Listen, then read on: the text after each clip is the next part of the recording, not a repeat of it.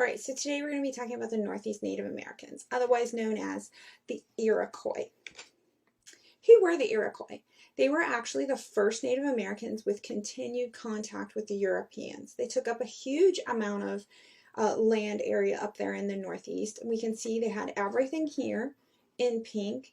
The Iroquois were also there for about 4,000 years, occupying this area, which is way longer than most of us even realized that they had been here. Iroquois refers to their language, and so that's kind of how they got that name. There were 5 groups that made up the Iroquois. So we have the 5 nations.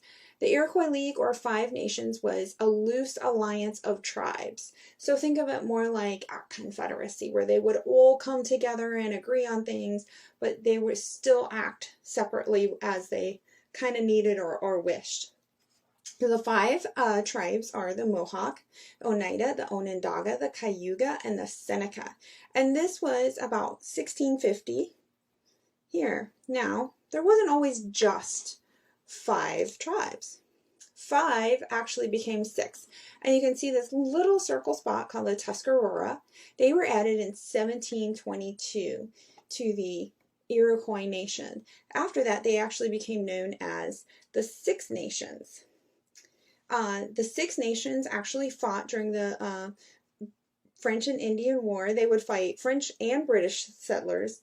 They kind of remained officially neutral, but you would see them fight in the background on both sides. During the American Revolution, unfortunately, they were really pitted against each other, and they started fighting each other. Yeah, not good. All right, so these are some of the more well-known notable people. We have Dekanawida, who is known as the Peacemaker. He was a prophet of the Huron Nation, and he was also a spiritual leader. He proposed the unification of the Iroquois people that shared the common ancestry and similar languages. So he's kind of the guy that came up with this idea. Jiganasisi was a powerful woman, and she was also known as the Mother of Nations because her aid in creating the League of Nations. Her name actually is kind of ironic because her name actually means she who lives on the road to war, which is ironic because she was really a big peacemaker and believed firmly in peace. Hiawatha, who's one that I think more of us have heard of, he was a skilled and charismatic orator. So he was very skilled at speaking, and he did a lot of public speaking events, which is why I think more of us have heard of him. He's also known as the creator of the Constitution called the Great Law of Peace. Ironically, this Great Law of Peace is a document that many scholars feel that our founding fathers looked at to create our own Constitution. So not only was he important for them, he is really important for us as well. There's something called the 3 Sisters. Agricultural, not hunting, was their main source of food. The 3 sisters were winter squash, maize, and climbing beans. Now here we actually see corn. I don't know if you've ever actually seen maize. Maize is slightly larger. The corn kernels look about twice this size. They're delicious.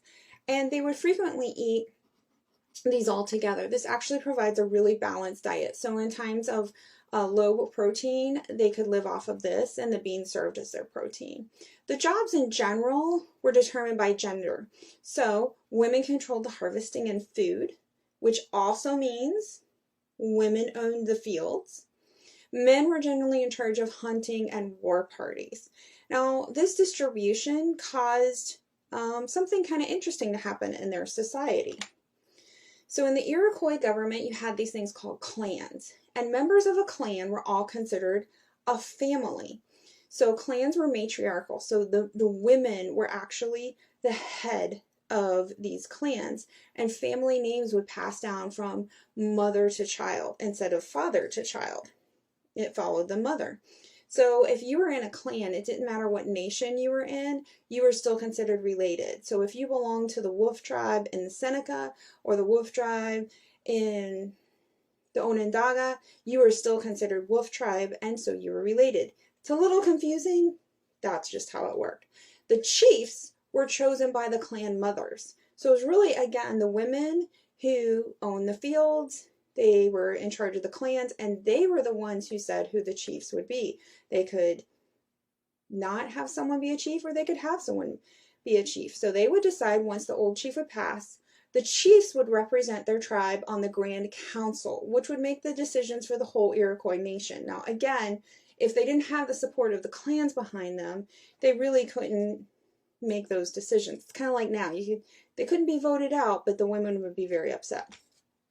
Longhouses. Iroquois didn't live in something that you see on TV, like teepees. They lived in these amazing, huge structures, longhouses, and a clan could live in the whole thing. They could be up to 200 feet long and up to 20 feet high.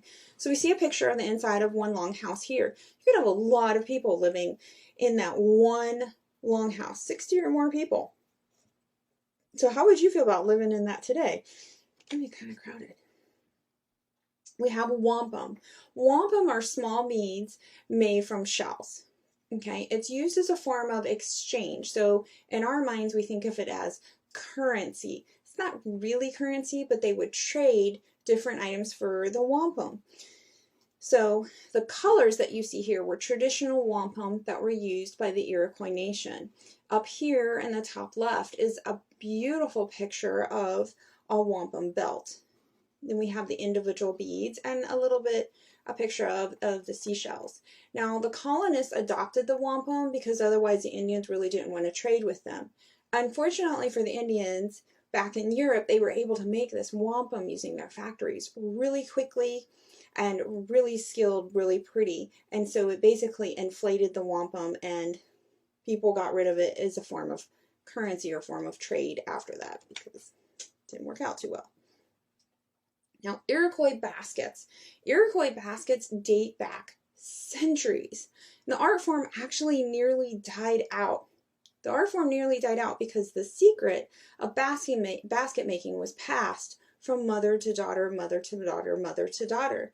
So unfortunately, as there were fewer and fewer people, the secret wasn't always passed along. Someone may have gotten sick, disease ravaged the Iroquois nation, that knowledge was lost, and we almost completely lost this entire knowledge itself. Now, what's really neat is in 1996, the Oneida Nations art program, with funding from the Wisconsin Arts Board, they were able to kind of resurrect this information, and they started holding workshops and clinics and getting this art form back out there and teaching it again. And so now we see a lot more of these baskets and just such beautiful, skilled work. So when doing the baskets, they would only collect certain kinds of grasses for their strength, because you don't want to spend all this time making a basket and then just have it kind of disintegrate or not work on you. So someone would hike way into the mountains just to collect these specific grasses, which is really a pretty dangerous thing for them to do. Most of the basket weaving was also made in the winter time, because in the spring and summer they were out farming and working in the agriculture fields, or there was wars or other things going on. So today we're going to make a simple basket craft, and we're going to actually do that out of, as you see here, a paper plate and some yarn. That's really all you need for today. So let's grab our supplies and we'll make our basket together. See you in a minute. Okay, so what we're going to do to make our little craft today is I have paper plate, yarn, ruler, any straight edge will work, and I have a pencil pen just because I don't know which one I like better, and some scissors. And when you look at your paper plate, if you have these really cheap ones, they work best.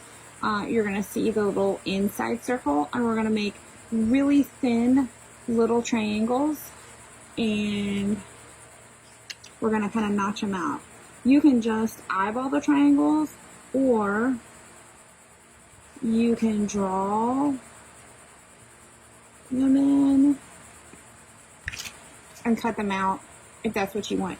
You don't want it to be too big, you just want it to be nice and thin, no more than really a centimeter. So I'm probably just a little too big there, and you're just going to do it maybe about every 2 inches, and we'll do some more.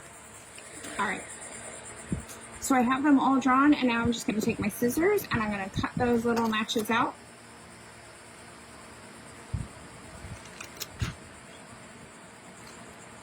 So I've got all my notches done. I didn't really like where they were, so as I was cutting, I decided to cut some new spots. And I am going to get my yarn out. Now make sure yours is not like mine. Mine is actually in a giant knot. So I'm going to take that knot out. Through the magic of TV, we're going to come right back and start putting this together. All right, so we are going to start weaving. Now we're going to do the simple pattern of over under. This first one I actually just tied all the way around and tied it off in a little knot so that we would have something to kind of grab onto. And I am going to hide that knot right here, see if I can get it to, on the inside. And since that goes over, the next one is going to be under. And we're just going to go all the way around here.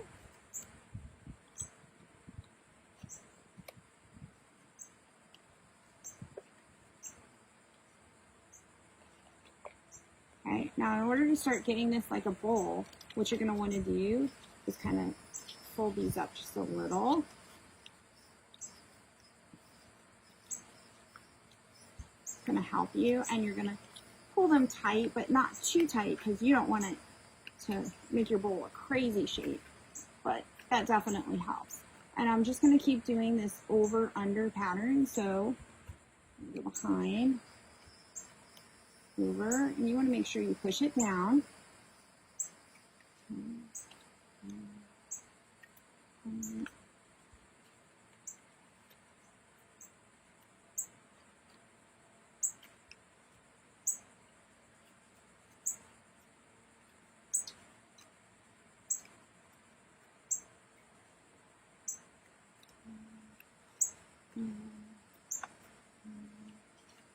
All right, so all that, and I've got my first layer.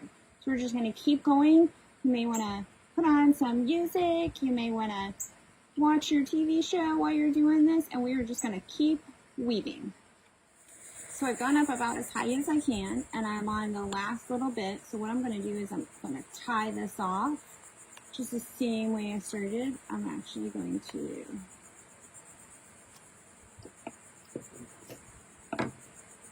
tie a knot, tie this around, and pull it tight,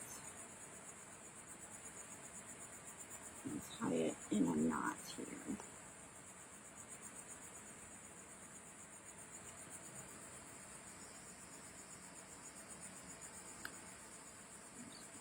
First part, double knot going in here.